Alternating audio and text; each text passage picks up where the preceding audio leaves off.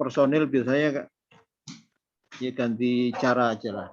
Kebetulan saya sama Pak Indro ini tinggal 2 orang ini yang orang lama zaman Bapumas dulu. Saya dan Pak Indro masih bertahan di DPMD. Sekarang namanya DPMD. Kalau dulu teman-teman waktu ada kegiatan KPM namanya kan Bapumas. Sejak 2016 Bapumas bergabung dengan bagian pemerintahan desa sehingga menjadi Dinas Pemberdayaan Masyarakat dan Desa. Jadi bertambah tupoksinya. KPM kita dulu hampir setiap desa kalau nggak salah 5 orang ya Pak Imam ya? Iya Pak, 5 orang setiap desa. 5 orang hampir setiap desa. Jadi kalau dikalikan 226, nah, sudah hampir 750-an tuh, 700-an. Jadi Pak Dr. David, Pak Dr. Haris, kami dulu punya personil yang besar, hampir 700 orang. KPM ini sempat pernah dilatih walaupun tidak dilatih semuanya, bertahap. Karena itu Malang dan kirim ke Jogja. Dan akhirnya waktu itu KPM Jember jadi percontohan di Jawa Timur. Karena kita sudah punya forum komunikasi KPM. Sehingga di tingkat Jawa Timur diduplikasi, dibentuklah KPM Jawa Timur ya. Kalau nggak salah ketuanya salah satunya juga KPM dari Jember, kepengurusan di Jawa Timur. Namanya Mas siapa Pak Imam? Mulyadi. Hah? Dedi. Mas Dedi, ya Mas Dedi itu. Mas Dedi itu salah satu KPM yang giat, akhirnya tembus ke kepengurusan KPM Jawa Timur. Ya karena malam ini kalam silaturahmi, kita sifatnya konsolidasi. Karena saya yakin teman-teman juga ada yang sudah aktif, kondisinya seperti apa kita juga belum tahu. Tugas kami adalah menginventarisir nanti bersama Pak Indro dengan dibantu Pak Dr. Haris dan Pak David. Kita inventaris Mas Imam. Ya, Pak. Jadi teman-teman yang masih mau beraktivitas KPM tetap kita dorong. Kalau yang tidak berkenan ya masa mau kita paksa, karena ini adalah tugas sosial. Karena di Permendagri 7 tahun 2007, KPM itu tidak ada masa berlakunya. Beda seperti LKD, Permendagri 18 2018, LKD itu ada masa berlaku. Kepengurusan LKD itu 5 tahun sekali. Terus ganti maksimal 2 kali periode. Nah, sedang KPM, maka dia tidak ada batasan masa tugas selama pemerintahan desa mau menerima sebagai kader, teman-teman masih bisa beraktivitas. Ya memang diutamakan yang dididik menjadi KPM adalah unsur-unsur LKD. Di antaranya adalah LKD, termasuk tokoh masyarakat. Nah, teman-teman ini saya yakin dulu pernah menjadi bagian dari tokoh masyarakat di era rezim kepala desa sebelumnya. Masalahnya adalah ganti pimpinan, ganti cara, ganti gaya, sehingga mungkin dianggapnya KPM yang dulu adalah bagian dari masa lalu, padahal itu bukan sebenarnya. Nah, ke depan ini kami berharap bersama Pak Indro kita akan inventarisir lagi, lalu kalau misalkan kondisinya memang mengharuskan KPM harus ditambah, maka kita minta usulan lagi dengan pemerintahan desa yang baru untuk mengusulkan nama-nama baru, siapa KPM yang akan ditunjuk di desa masing-masing. Tentunya unsur diutamakan adalah unsur LKD yang ada di desa saat ini.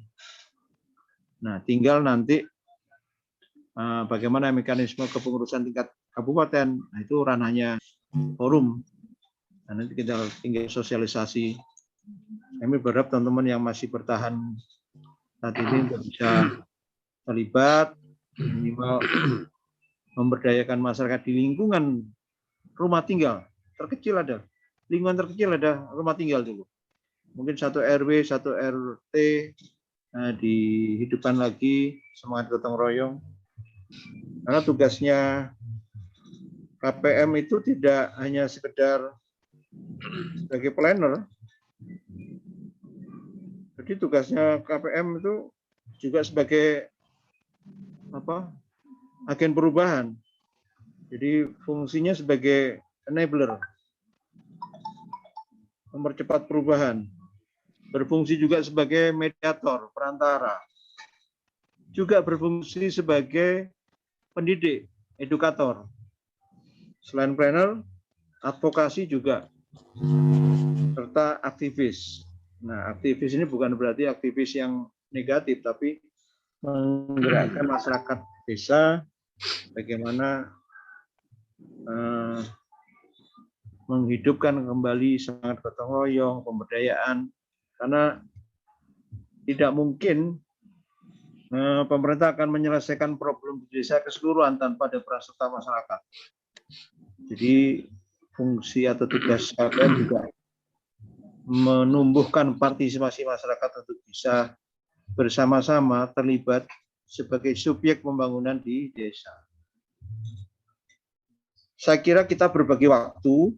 Kalau saya sendiri jadi pembicara kan terlalu formal. Nah, saya sebelum Mas Imam nanti diajak kesempatan untuk berbicara, monggo Pak Dr. Haris dan Pak David, siapa duluan? Monggo, terima kasih atas kesempatannya Pak Pur, yang terhormat Pak Pur, Wahyudi, yang terhormat teman-teman semua, salam kenal. Kita insya Allah mendapat tugas untuk bersama-sama dengan teman-teman di berbagai di semua desa di Kabupaten Jember untuk bagaimana peran kita, partisipasi kita di dalam satu konsep pembangunan Jember ke depan. Insya Allah semoga menjadi lebih baik, menjadi berkah dan mendapat ridha Allah semata. Insya Allah itu mungkin salam buat teman-teman. Kita akan bersama-sama, monggo kalau konsultasi dan sebagainya, kita akan meluangkan waktu. Nomor telepon saya kan sudah ada di baik dengan secara japri maupun lewat WA Group. Mungkin dari saya itu dulu, Pur. Selanjutnya monggo kita diskusikan hal-hal yang bisa menjadi lebih baik ke depan. Terima kasih. Terima kasih Pak Dr. Haris. Jadi Pak Dr. Haris ini adalah salah satu teman dari Komunitas Muhammadiyah Jember. Kemudian beliau adalah Direktur Inkubator yang nanti tugasnya bersama DPMD untuk menggiatkan lagi kegiatan pemberdayaan masyarakat. Banyak kegiatan yang nanti akan kita libatkan teman-teman KPM untuk bisa menggerakkan masyarakat di lingkungan desa masing-masing untuk bersama-sama kita menyelesaikan problem di desa. Karena di desa ini tidak bisa diselesaikan hanya oleh kepala desa, juga tidak bisa diselesaikan oleh perangkat desa, tapi harus diselesaikan bersama-sama oleh masyarakat desanya. Kami yang dari luar ini sifatnya adalah mendorong, membantu. Kalau warga desa sendiri tidak mau dibantu, ya akan tidak mungkin. Di teman-teman desa melalui KPM harus memulai dulu sebagai penggerak di pemberdayaan masyarakat di desa. Monggo Pak David, ada yang mau disampaikan? Assalamualaikum warahmatullahi wabarakatuh. Selamat malam, salam sejahtera. Alhamdulillah pada malam hari ini, meskipun kita daringnya ini daring Zoom gratisan, jadi sebentar lagi kalau terputus kita buat lagi ya, linknya nanti disampaikan ke grup, terus kita klik kembali. Jadi inilah yang ikhtiar yang kita lakukan, saudara-saudara Bapak Ibu sekalian, Pak Pur, Pak Hendro, rekan saya Mas Dr. Haris, dan rekan-rekan yang lain podcast DPMD. Jadi harapan saya begini, di dalam kaitannya konsep KPM yang menurut informasi dari Pak Pur ini sudah 5 tahun tidak ada aktivitas kegiatan, harapannya adalah momen pada malam hari ini adalah momen untuk menyamakan frekuensi atau menyamakan persepsi lah, khususnya kepada Ketua Pak Imam dari Wuluan ya, Pak Imam Ketua KPM, Forum Silaturahmi KPM ini yang menurut informasi Pak Hendro cukup lama sudah, bahkan sudah 10 tahun, ini luar biasa. Tapi bagaimana pada tahun ini dan 4 tahun ke depan, kita memang harus membuat sesuatu yang sifatnya KPM itu menjadi sebuah eksistensi tersendiri. Program-program yang tadi sudah diutarakan oleh Pak Pur sama Pak Hendro, itu sebenarnya harapan kami di TA ini juga termasuk dengan Mas Haris itu ada terjadi sustainability development program. Artinya program yang dulu terhenti dan program yang akan dilakukan pada waktu kemarin dan yang akan datang itu benar-benar kita harus sinergikan. Lepas dari struktural yang ada di sini, ini saya memahami bersama sekarang ini 5 tahun terakhir ini memang perubahan di desa itu luar biasa, ada pendamping desa, ada dana desa dan seterusnya. Tetapi kita tidak membicarakan itu. Yang terpenting ini adalah aktualisasi diri terhadap rekan-rekan KPM. Apa yang harus dilakukan? Ini tugas kami dengan Mas Dr. Haris kaitannya bagaimana mengembangkan dari program kegiatan-kegiatan tentang akselerasi ya sebagai kader pemberdayaan masyarakat. Sekali lagi kader pemberdayaan masyarakat itu artinya bahwa masyarakat di desa itu sebenarnya memiliki kekuatan sumber daya manusia yang cukup mumpuni. Nah, ini sekedar memberikan sebuah brainstorming bagi teman-teman khususnya yang ada di malam hari ini, memberikan pemahaman dari perspektif saya karena saya memahami benar kalau tidak ada sustainability ya seperti ini, ada dulu terus nggak ada terus sekarang diadakan, ini kan akhirnya kita tidak ada sebuah program-program yang sifatnya berkesinambungan. Nah, berkesinambungan di sini bukan hanya tergantung kepada pemerintah, bukan tergantung pada DPMD, tetapi bagaimana teman-teman KPM itu harus mampu memberdayakan masyarakat yang ada di desa itu dengan membuat ekosistemnya. Jadi autosistem itu adalah bagaimana digerakkan oleh masyarakat itu sendiri. Ekosistemnya adalah bagaimana membangun jaringan dari DPMD, dari pelaku usaha, dari teman-teman KPM sendiri, dengan pihak pemerintahan desa. Nah, itulah ekosistem yang harus kita bangun. Sehingga harapan kedepannya itu adalah siapapun kepemimpinan ini, siapapun kebijakan yang akan datang itu tidak akan merubah roh dari KPM itu sendiri sebagai bagian teman-teman dalam pemberdayaan masyarakat. Bapak Ibu sekalian, saya sangat interest dengan Mas Haris hari ini itu sebagai TA untuk bersinergi dengan teman-teman rekan-rekan di desa di KPM itu. Saya tidak ingin penelitian saya dengan Mas Dr. Haris itu terbukti. Saya nggak sedikit ilustrasikan. Ini sekedar obrolan ringan aja kepada Bapak Ibu sekalian di rekan-rekan KPM. Penelitian saya di 2017-2018 itu mengatakan kurang lebih 35% usia penduduk produktif di desa itu sudah mengalami penurunan. Jadi dalam tahun 2017-2018 35% itu usia-usia produktif itu meninggalkan desa. Usia-usia produktif ini adalah usia-usia umur 19 tahun sampai 30 tahun. Percaya atau tidak kita rasakan sudah. Anak-anak kita kuliah, setelah itu nggak balik. Anak-anak kita merantau ke Bali, Kalimantan, ke luar negeri, sebagainya. Dan itu tidak kembali ke desa. Dan ini sangat berbahaya kalau teman-teman KPM ini tidak memberikan rumah yang baik ya kepada anak-anak muda nanti. Saya tidak berkeinginan 5, 10, 15 tahun yang akan datang, desa itu sudah ketinggalan usia-usia produktif. Hanya dihuni oleh usia-usia yang sudah kepala 4.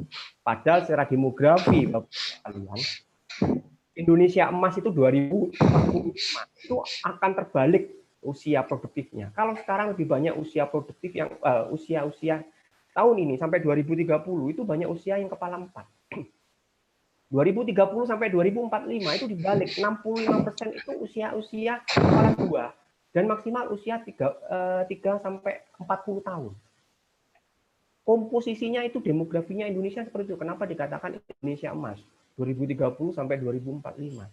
Artinya kalau kita tidak hati-hati Bapak-Ibu sekalian, saya tidak ingin anak-anak kita akhirnya itu karena merasa itu sudah bukan desanya, dia itu hidup di luar kota dan sebagainya, akhirnya tidak membangun desa di sini. inilah ikhtiar kami di sini dengan teman-teman KPM. Mari kita bangun desa masing-masing dengan potensi lokalnya, bagaimana memberdayakan masyarakatnya. Home-base-nya itu memberdayakan masyarakatnya. Jadi artinya bagaimana masyarakat itu sendiri harapannya kita tidak ingin masyarakat yang ada di desa itu ditinggal oleh usia-usia produktif. Inilah barangkali salah satu keinginan ikhtiar kami sebagai tenaga ahli di DPMT untuk tidak membayangkan ya kepada kaitan-kaitan yang. Nah, kenapa sekarang Bapak Ibu sekalian? Mohon maaf Pak Pur agak lama karena saya sendiri betul-betul malam ini akan saya coba untuk membrainwash kepada teman-teman KPM. Pandemi COVID ini adalah pandemi yang menurut kita itu sudah meluluhlantakkan semua sendi perekonomian. Padahal ada pandemi lagi yang lebih hebat dan itu nyata. Dan sekarang itu sudah masuk tahap demi tahap. Pandemi yang lebih nyata itu adalah perubahan iklim atau climate change. Di mana saya katakan, hari yang lalu yang namanya Presiden Amerika mengatakan Indonesia akan tenggelam dalam 5-10 tahun yang akan datang, mengalami penurunan daratan itu menjadi 2,5 meter per tahun. Bisa dibayangkan bagus sekali. Itu kita lepas percaya atau tidak, tapi lihat sudah perubahan-perubahan iklim. Dulu tidak akan mengenal dengan musim-musim yang seperti pancaroba seperti ini, sekarang mengenal musim ini. Artinya, pandemi itu tidak akan pernah berakhir. Kita harus bersahabat dengan pandemi. Pandemi apa saja? Sekarang kita dihadapi oleh pandemi COVID. Jadi bukan ke situ, tapi bagaimana pendamping KPM itu benar-benar menjadi sebuah trigger ya atau lokomotif yang memang itu adalah domisilinya orang sana, aslinya orang sana. Dan kita di tenaga ahli ini adalah bagaimana memberikan toolnya, memberikan alatnya di situ.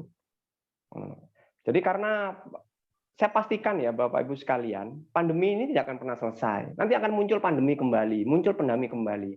Kita tidak pernah membayangkan yang namanya COVID sekarang itu sampai mengejala di seluruh dunia mengalami yang sama. Itu artinya ini sudah pertanda bahwa nanti akan muncul pandemi-pandemi yang serupa dengan konsep pandemi yang berbeda dengan COVID yang sekarang ini. Ini sudah saya melihat dari sisi pembicaraan dari nilai akademis, saya mengatakan kalau sudah muncul itu akan muncul kembali. Dulu bicara tahun kemarin 2020 adalah pandemi COVID.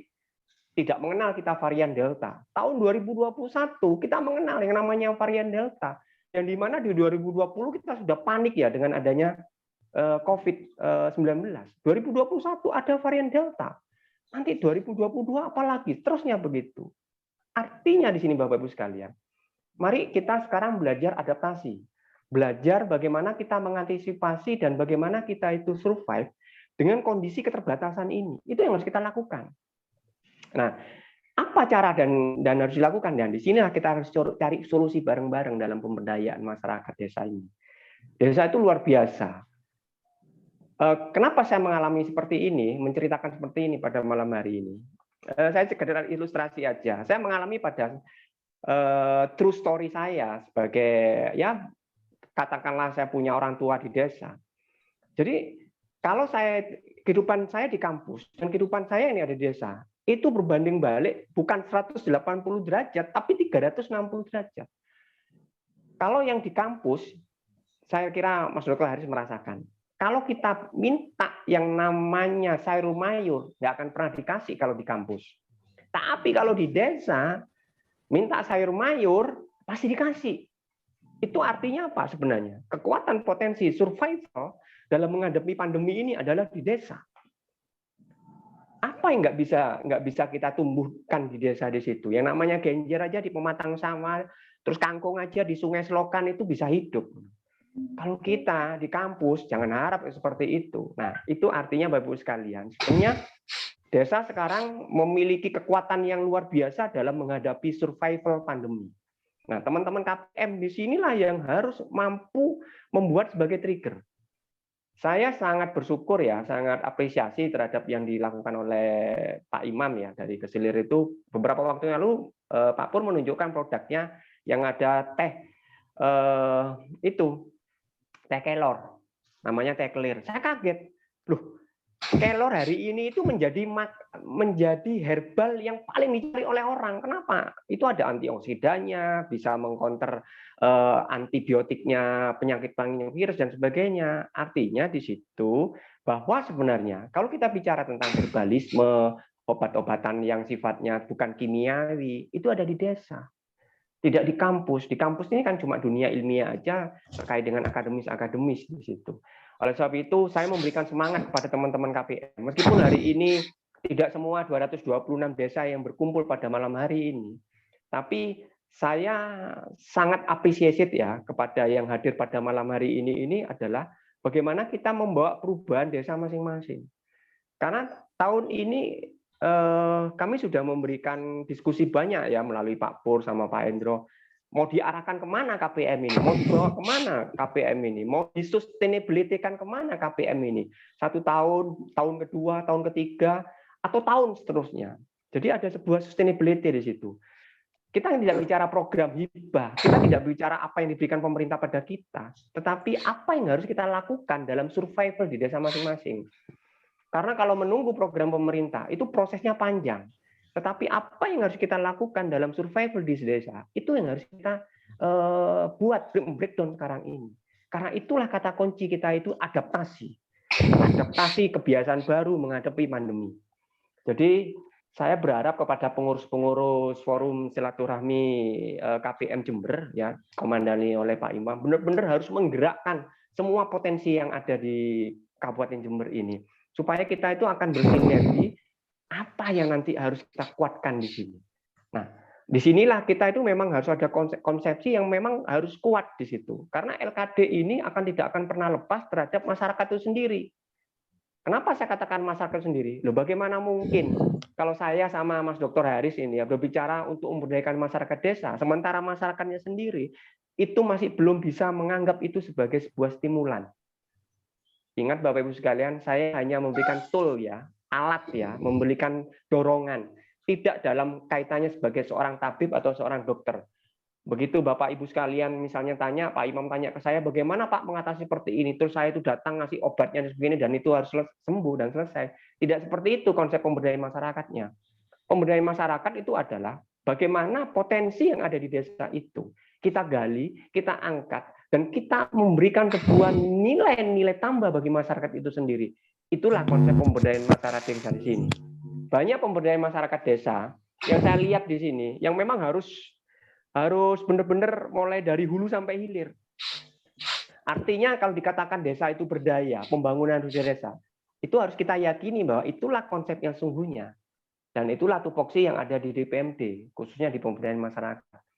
Jadi Bapak Ibu sekalian, sekali lagi kami sekarang pada malam hari ini, saya ingin memotivasi diri saya dan dari teman-teman KPM yang ada di desa, bahwa kita memang harus berpikir tentang bagaimana desa ini menjadi bukan hanya desa berdaya, tapi desa yang survive, bertahan terhadap serangan pandemi.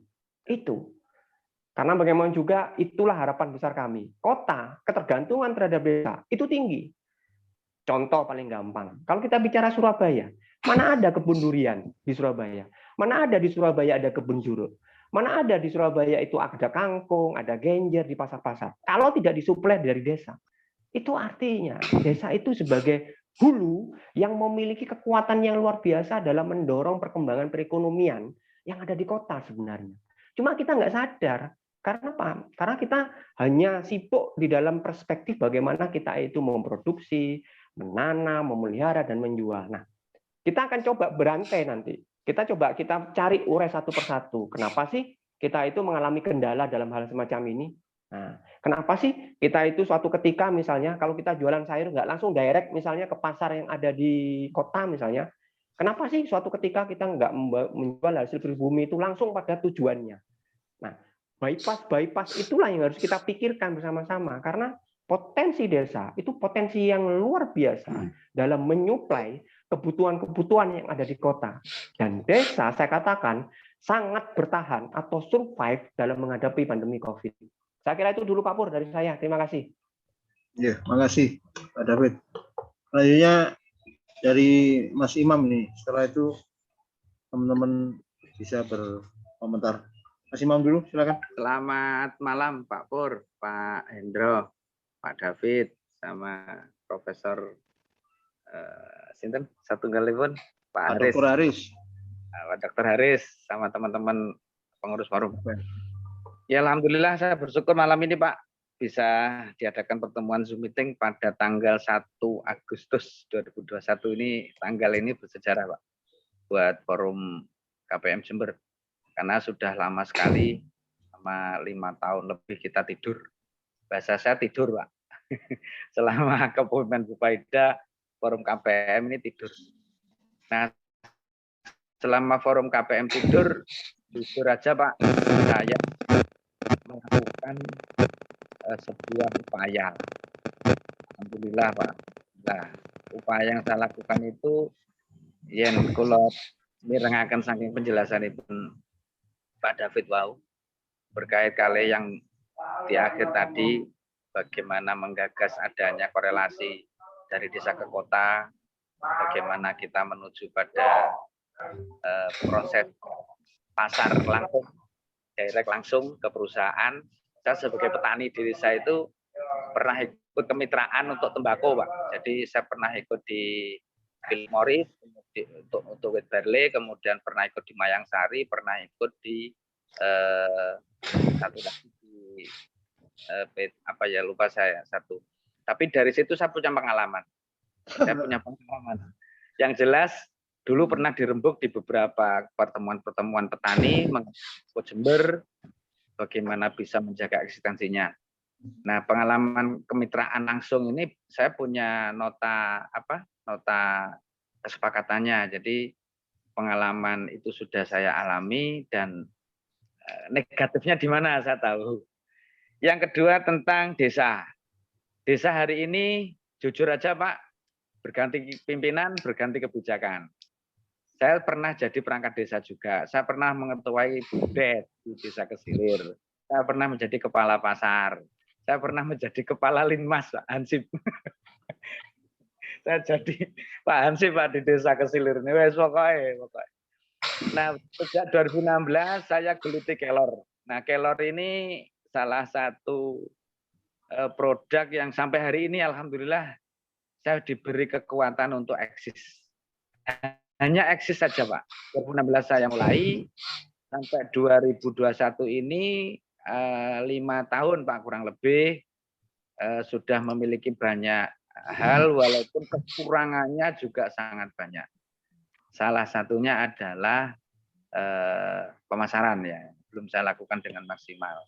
Alhamdulillah 2019 di tengah perjalanan saya sejak 2016 itu saya dapat amanah hibah dari Kemenristek Dikti atas Dinas Perindak Provinsi Jawa Timur. Nah ini karena saya kan dulu diulang kali Pak Hendro, kali Pak Pur nih, kali Pak Sugeng waktu niku, bahwa KPM niku bisa lintas dinas. Jadi ngono ya tak lakoni Pak. Melebu nang dinas koperasi, dinas perindak, dinas kominfo, dinas pertanian lah. Ternyata gendeng tenan pokoknya KPM. Nah artinya begini Pak, artinya dari sinilah saya kepingin forum ini nanti selama tidur 5 tahun itu forum jujur saya tidak utek-utek forum, wis ben turu sementara. Tapi saya eksis dulu di Kelor, harapanku di Kelor ini bisa sukses. Saya membangun perusahaan, Pak, tapi konsepnya itu pemberdayaan masyarakat. Dimana waktu sangat juga itu latar belakang saya adalah menilai desa ini sudah saatnya memang harus merubah mindset. Di mana orang-orang tua yang anaknya pengen jadi PNS itu harus dirubah. Nah sekarang ini kuota untuk maaf ya Pak ya, kuota PNS memang dikurangi sama pemerintah pusat. Artinya sekarang ini didorong orang-orang untuk UMKM, untuk mandiri, untuk berwirausaha. Alhamdulillah saya diberi ke arah itu juga Pak.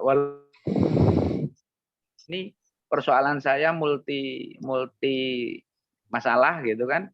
Tapi alhamdulillah saya masih. Nah, berkaca dari sini mengenai pandemi dan stunting, sebetulnya kelor ini solusinya, Pak. Nah, tinggal bagaimana kita mensosialisasikan si kelor niki sebagai solusi untuk stunting dan COVID. waktu saya di ke Blora belajar ke Pak Dudi Krisnadi ke Lorina di Moringa Organik Indonesia itu salah satu penangkal kematian dini waktu itu disebut kematian dini Pak 2019, tapi belum ada COVID. Nah itu salah satunya kelor. Pak Dudi pernah kedatangan tamu 3 orang yang beragama berbeda-beda. 3 orang itu asalnya berbeda-beda juga datang ke tempatnya Pak Dudi di Kelorina sana di Blora, mengatakan bahwa akan terjadi kematian dini. Ternyata di 2012 pandemi COVID ini. Nah hari ini saya mencoba untuk mensosialisasikan bahwa salah satu fungsi kelor untuk booster imun ini yang terus saya gencarkan.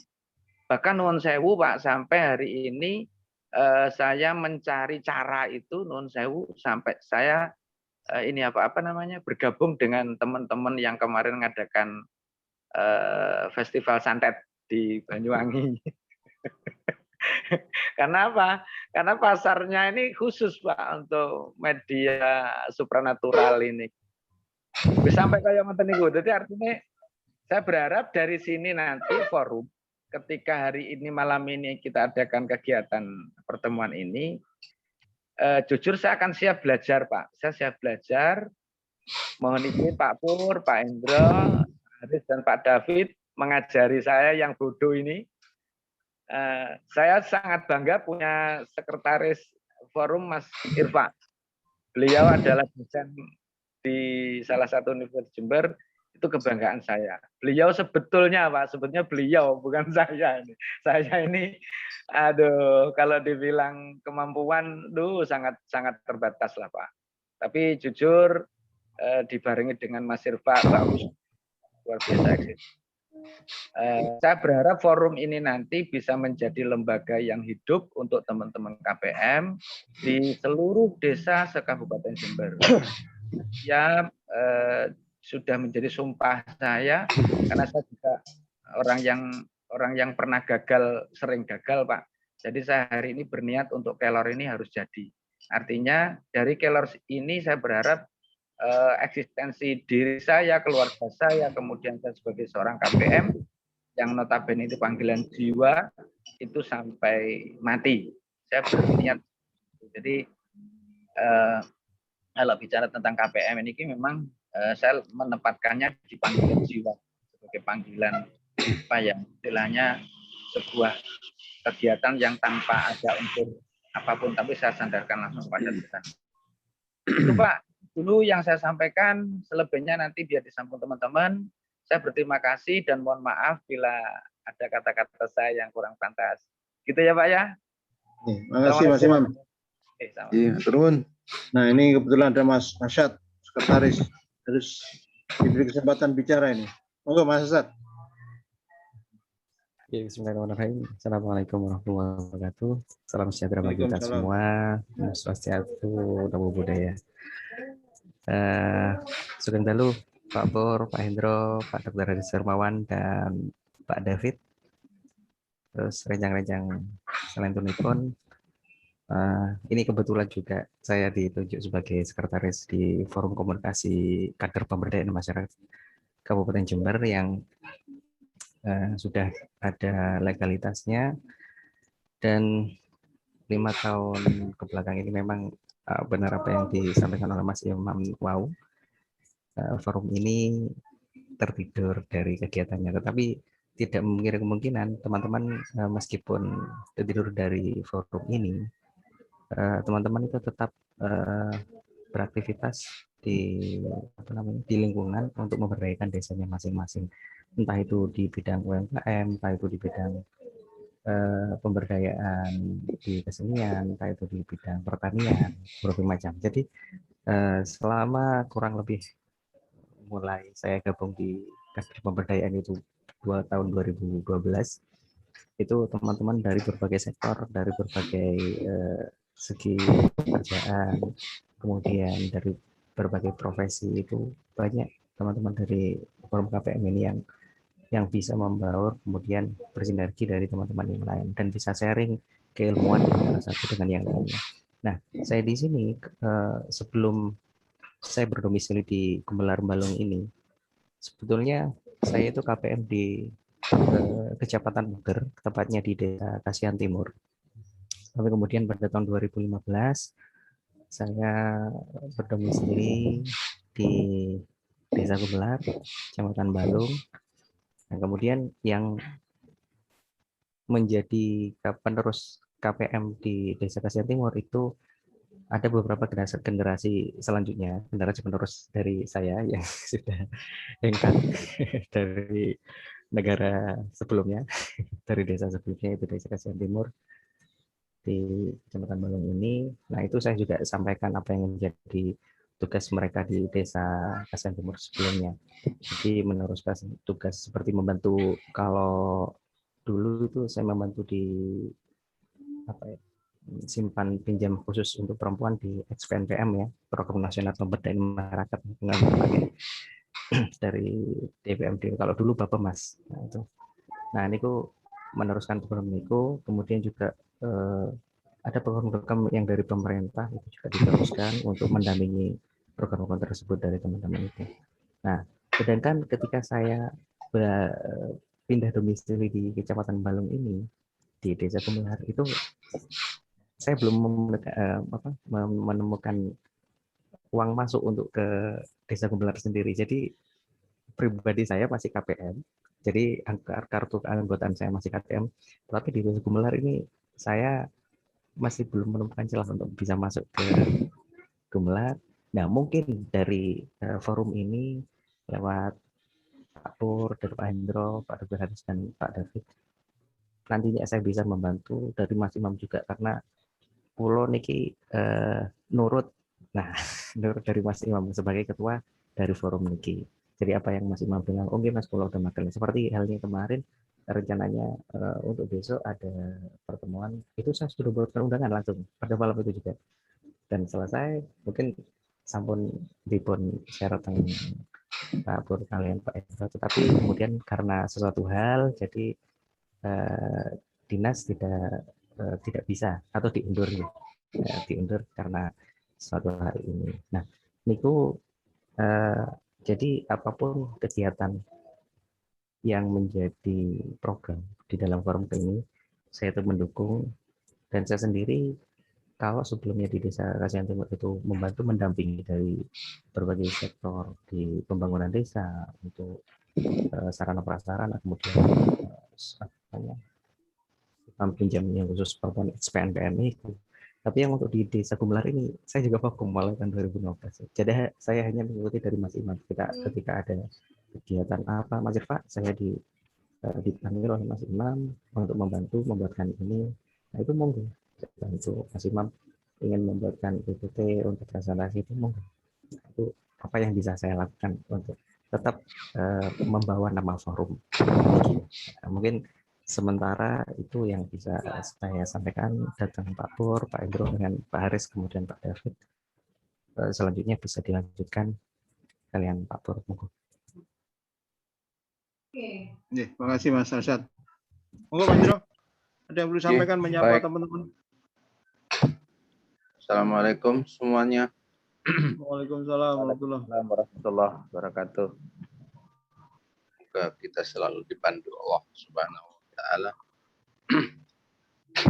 Pak Pur, saya hanya menyampaikan bahwa Kabupaten Jember ini sudah memiliki forum KPM sekabupaten. Dan itu semua sudah kami latih. Waktu itu di Hotel Bandung Permai. Ada dua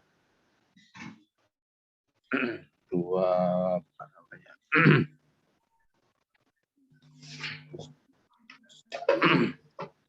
Masing-masing dari 248 desa kelurahan itu, masing-masing kita mempunyai 2 KPM kabupaten. Terus yang kemudian pelatihan KPM itu sudah ada 4 kali, Pak.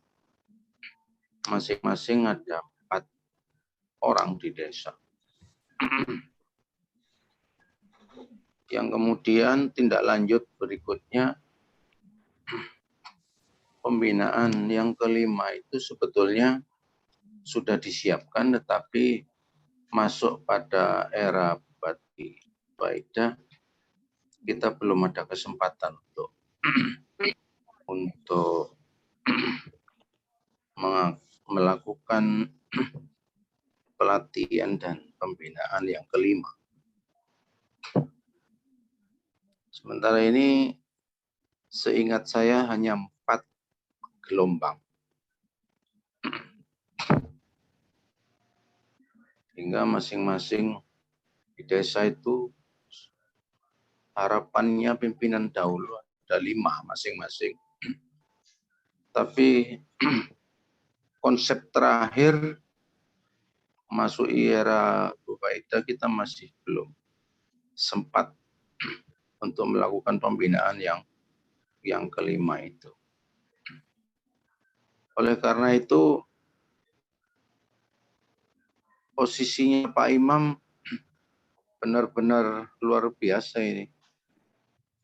Berlaku 4 tahun plus 5 tahun plus hari ini 10 tahun.